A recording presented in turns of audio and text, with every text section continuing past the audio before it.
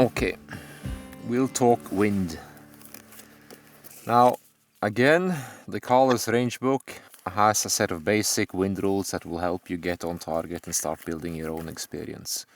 On top of that, I showed you some tricks on how to aim with second focal plane scopes. Now, understand that that's only for light and medium winds, and no farther than the ranges here. If you go farther than that, you're going to be less than effective. Now, some of you have noticed that I haven't vectored in the angle, simply because 400 meters isn't a very long range, so you can get away with very simple aiming rules.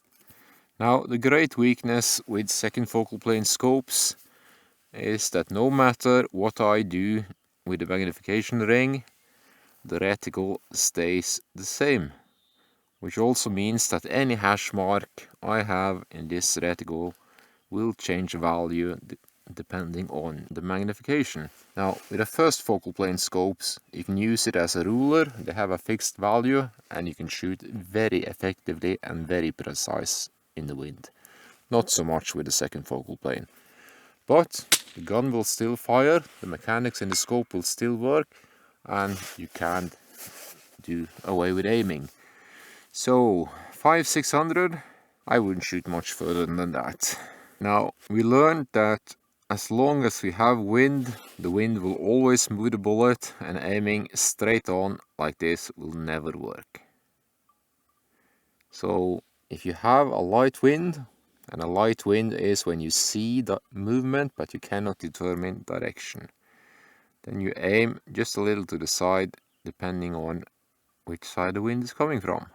And now the bullet should hit on the right hand side of the dot, because the wind would be coming in from the left. And the same in the right wind, I would simply aim here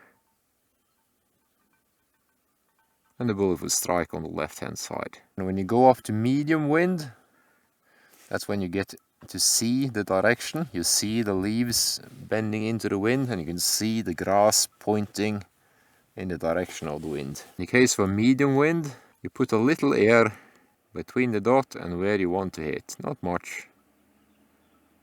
If you are on the strong side, you can go out here. If you are on the weak side, go in towards here. Wind from the left, just put a little bit of air between what you want to hit. Or if you are on the strong side, go out something like this. Now, and a strong wind is when you're starting to see whipping motion on the twigs. Not the bending that goes back and forth, but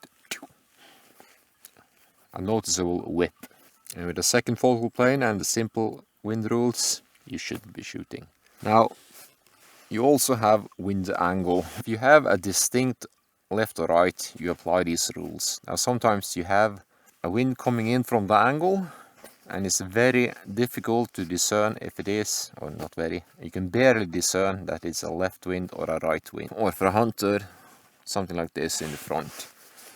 So you apply the same aiming rules. The only difference would be that with a light wind, so it will hit very, very close to the dot. And the same when you have a medium wind, where you normally would be aiming something like this,